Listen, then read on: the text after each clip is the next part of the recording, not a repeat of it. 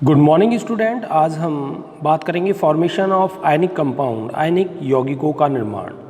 ये topic class 9 से start हो जाता है और क्लास 9 से लेकर ये 12 तक बहुत परेशान करता है टॉपिक।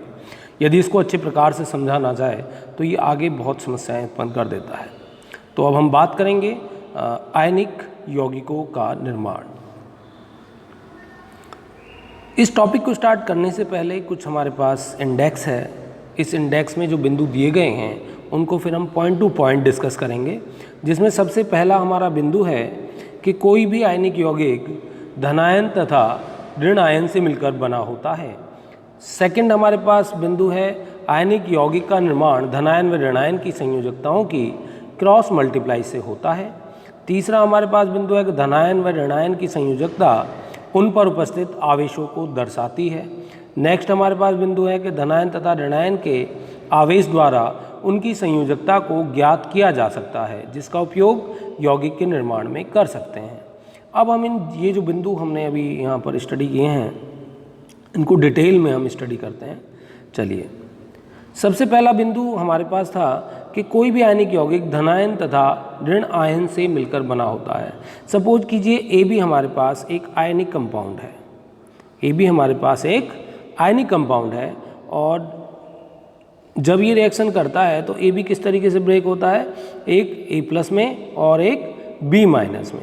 तो एक धनायन बनाता है ये और एक ऋणायन बनाता है। तो इसी प्रकार से कोई भी आयनिक यौगिक है उसके दो पार्ट होंगे, एक धनायन और एक ऋणायन।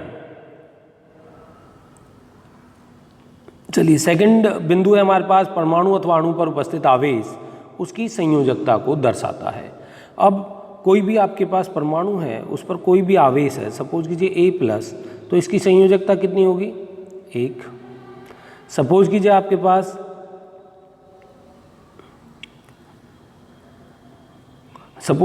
पास है ए टू प्लस, तो इसकी संयोजकता कितनी होगी, टू। सपोज कीजिए आपके पास है बी माइनस, तो इसकी संयोजकता कितनी होगी, -1। नहीं, इसकी संयोजकता होगी 1। संयोजकता का आवेश से कोई भी लेना देना नहीं है। ठीक है, अब कुछ आयनों को हम देख लेते हैं। जैसे हमारे पास यहाँ पर है सोडियम आयन है। सोडियम आयन की संयोजकता, इस पर आवेश कितना दिखाई दे रहा है आपको, +1 दिख रहा है, तो इसकी संयोजकता कितनी होगी, 1 हो गई। ऐसे ही आपके पास कार्बोनेट है। कार्बोनेट पर आवेश कितना दिखाई दे रहा है, 2 माइनस यहाँ पर दिखाई दे रहे हैं, तो इसकी संयोजकता कितनी हो गई, 2 हो गई। या ऐसे ही आपके पास नाइट्रेट है, इस पर -1 चार्ज है, तो इसकी संयोजकता कितनी हो गई, 1 हो गई। तो इस प्रकार हम कह सकते हैं कि आयनों पर उपस्थित आवेश ही उनकी संयोजकता को दर्शाता है।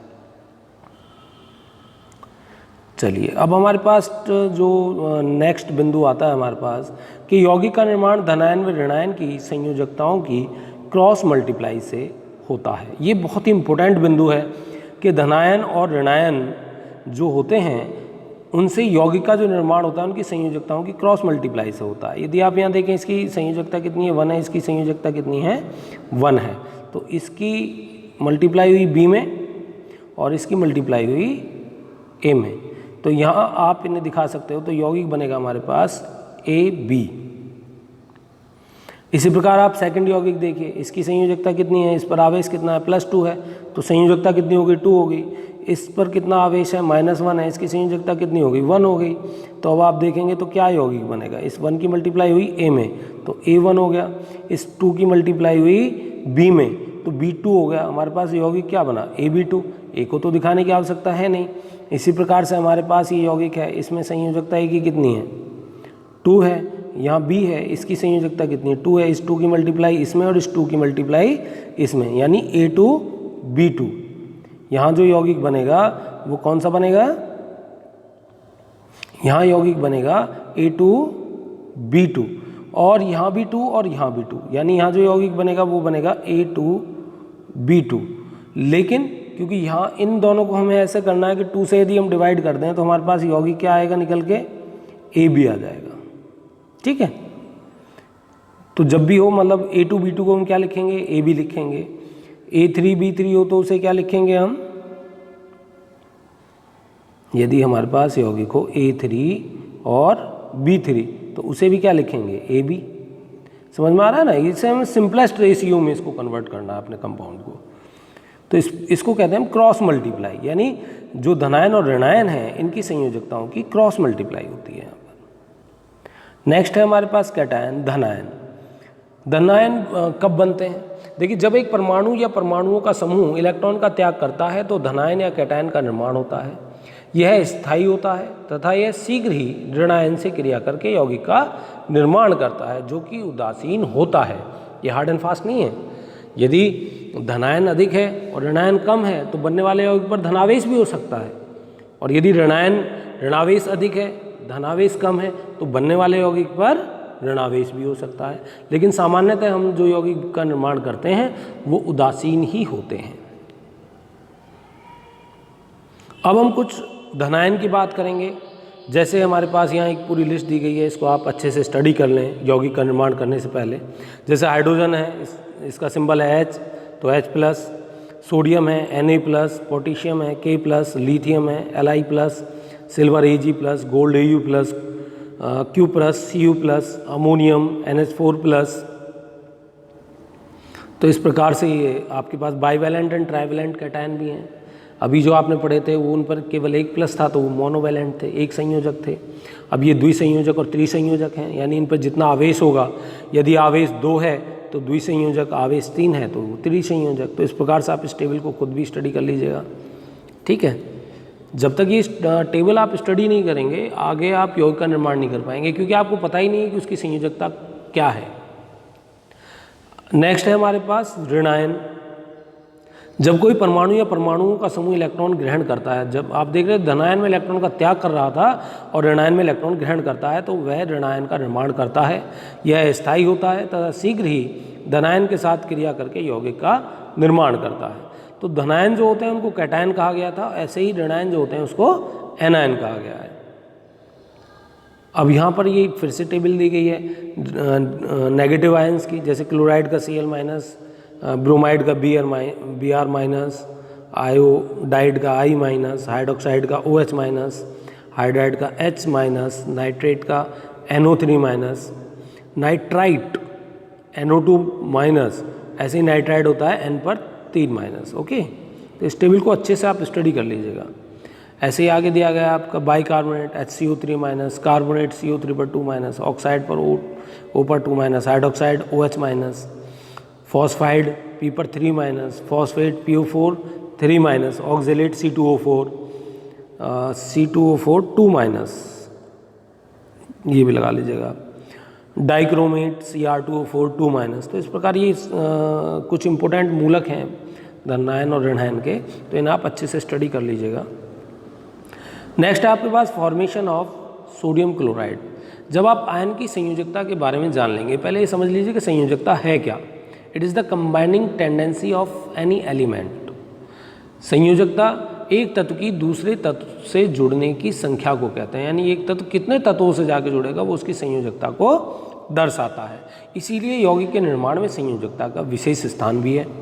अब हम बात करेंगे फॉर्मेशन ऑफ सोडियम क्लोराइड। अभी हम बात कर रहे हैं फॉर्मेशन ऑफ सोडियम क्लोराइड। इसको डिटेल में स्टडी करते हैं। हमें अभी देखा, आयन को देखा हमने, सोडियम पर जो आवेश है वो कितना है, सोडियम पर आवेश कितना है 1 है, और क्लोरीन पर आवेश कितना है वो भी 1 है। तो इस 1 की मल्टीप्लाई, ये रेड कलर से जो आपको दिखाई दे रहा है, इसकी मल्टीप्लाई होनी है Cl से। नीचे कलर चेंज हो गए हैं। इस सोडियम, क्योंकि क्रॉस मल्टीप्लाई होती है, धनायन की मल्टीप्लाई होगी ऋणायन में और ऋणायन की संयोजकता की मल्टीप्लाई होगी धनायन में।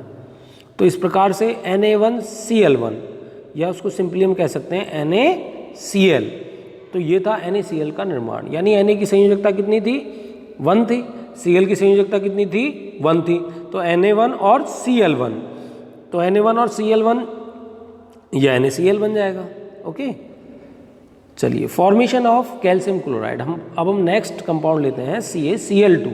अभी हम देख रहे थे NaCl, यानी सोडियम के साथ जब क्लोरीन जुड़ रहा था तो 1 Cl था, और कैल्शियम के साथ जब क्लोरीन जुड़ रहा है तो 2 Cl हैं, जबकि Cl की संयोजकता NaCl में भी 1 थी और CaCl2 में भी 1 है।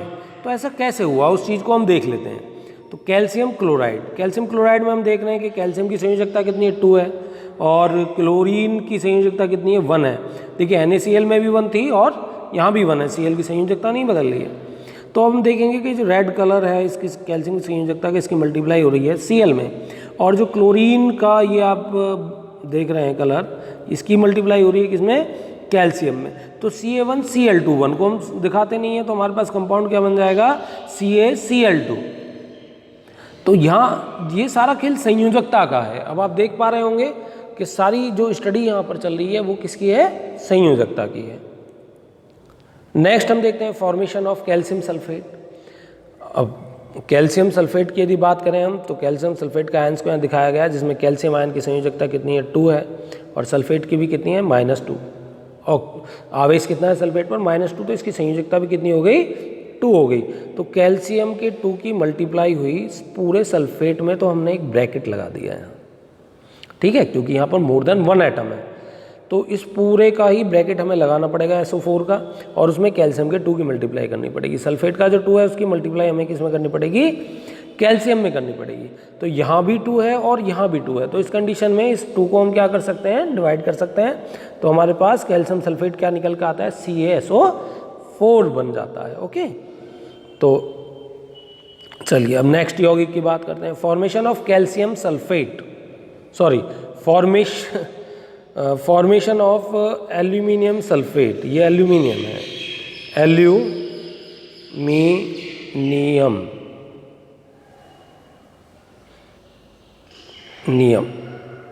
It is the formation of aluminium sulphate. चलिए अब नेक्स्ट टॉपिक देखते हैं, इसमें क्या होता है, एल्यूमिनियम सल्फेट में होता क्या है। एल्यूमिनियम पे जो आवेश है हमारा वो कितना है, 3 है। सल्फेट पर अभी हमने देखा था 2- होते हैं, तो उसकी संयोजकता कितनी होगी, 2 होगी। एल्यूमिनियम की संयोजकता कितनी होगी, 3 होगी। तो इस 3 की मल्टीप्लाई में किस में करनी है, सल्फेट में करनी है।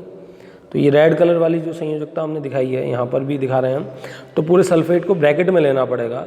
अब यहाँ सल्फेट को यदि देखेंगे तो इसकी संयोजकता कितनी थी, 2 थी, वो कहाँ पहुँच गई, एल्यूमिनियम में पहुंच गई। तो हमारे पास कंपाउंड क्या बना, एल्यूमिनियम सल्फेट बना, ठीक है। तो इस प्रकार से आप एल्यूमिनियम सल्फेट बना सकते हैं, Al2SO4 की होल थ्राइस।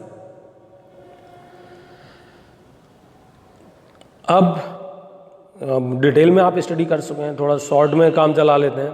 एल्यूमिनियम क्लोराइड को देखें तो राइट द सिंबल, इनके सिंबल एल्यूमिनियम का Al है और क्लोराइड का क्या है, Cl है। एल्यूमिनियम पर आवेश होता है +3 और क्लोराइड पर होता है -1। तो इस क्लोराइड के आवेश की मल्टीप्लाई हमने किस में कर दी, Al में कर दी, यानी ये जो आवेश था इसकी मल्टीप्लाई किस में कर दी हमने, Al में कर दी। एक मिनट, हाँ, तो हम AlCl3 को देखें तो इसकी क्लोरीन की जो संयोजकता थी उसकी मल्टीप्लाई हो गई Al में, और जो Al की संयोजकता थी उसकी मल्टीप्लाई हो गई Cl में। तो हमारे पास Al में कितनी मल्टीप्लाई हुई, 1 की, और Cl में कितनी मल्टीप्लाई हुई, 3 की। तो इस 1 को तो हमें दिखाने की आवश्यकता है नहीं, तो हमारे पास कंपाउंड क्या बना, AlCl3। नेक्स्ट कंपाउंड देख लेते हैं, पोटेशियम कार्बोनेट। पोटेशियम कार्बोनेट को यदि आप देखें तो पोटेशियम की संयोजकता कितनी है, +1 है, और कार्बोनेट की संयोजकता कितनी है, -2 है। तो ये जो -2 की मल्टीप्लाई किस में कर दी हमने, K में, तो K कितना हो गया 2, और कार्बोनेट में कितने की मल्टीप्लाई कर दी, 1 की, तो कार्बोनेट कितना हो गया, K2CO3। तो इस प्रकार से हमारे पास ये बन गया पोटेशियम कार्बोनेट। अब हमारे पास सोडियम ऑक्साइड हमें बनानी है, तो सोडियम पर आवेश कितना होता है, +1 होता है, ऑक्सीजन पर कितना होता है, -2 होता है।